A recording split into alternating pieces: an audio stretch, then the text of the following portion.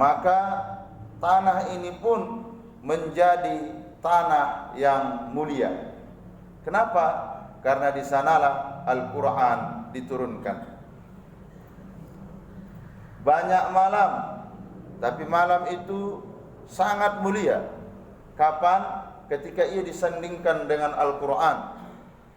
Malam diturunkannya Al-Quran, maka malam itu pun akan mendapatkan keutamaan.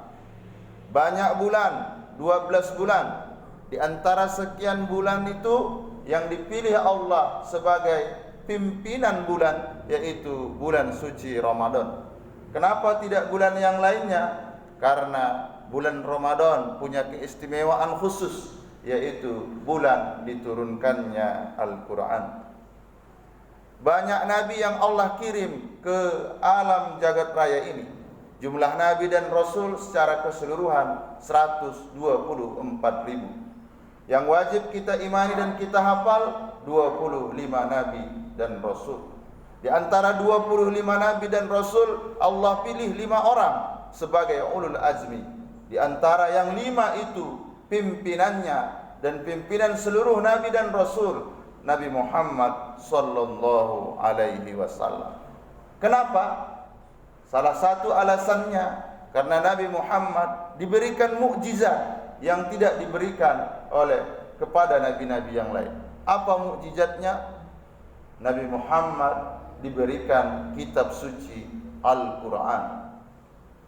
Bahkan ini disampaikan oleh baginda Rasulullah sallallahu alaihi wasallam. Ketika ia meninggal, dia tidak meninggalkan harta benda, dia tidak meninggalkan singgasananya, dia tidak meninggalkan dalam bentuk harta. Yang dia tinggalkan cuma 2. Kalau kita berpegang teguh terhadap yang 2 ini, selamat, bukan hanya di dunia tapi juga di akhirat. Apa itu? Kitabullah wa sunnatu rasul. Al-Quran dan sunnah Rasulullah sallallahu alaihi wasallam. Ma'asyiral muslimin, jamaah salat fardu Jumat yang dimuliakan oleh Allah Subhanahu wa taala. Malam 17 Ramadan, mulai nanti malam kita harus isi dengan kegiatan-kegiatan positif, terlebih khusus membaca Al-Quran. Para orientalis sangat tidak senang sekali kalau umat Islam ini akan maju dan jaya. Kapan umat Islam itu maju dan jaya? Kita bisa lihat dalam sejarah. Ketika umat Islam itu tidak pernah lepas dari Al-Quran. Kapan umat Islam itu akan mundur? Ketika umat Islam itu menjauh, bahkan tidak pernah sama sekali membaca Al-Quran. Disinilah kemunduran umat ini akan terjadi.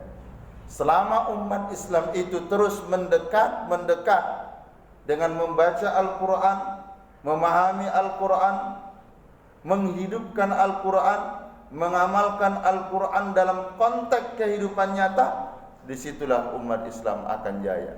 Tapi kalau umat Islamnya tidak mau baca Al-Quran, apalagi sampai hari ini masih ada buta aksara Al-Quran, bisa dipastikan Islam tidak akan bisa kembali berjaya kalau umat ini tidak paham tulis baca Al-Quran, apalagi untuk mengamalkannya.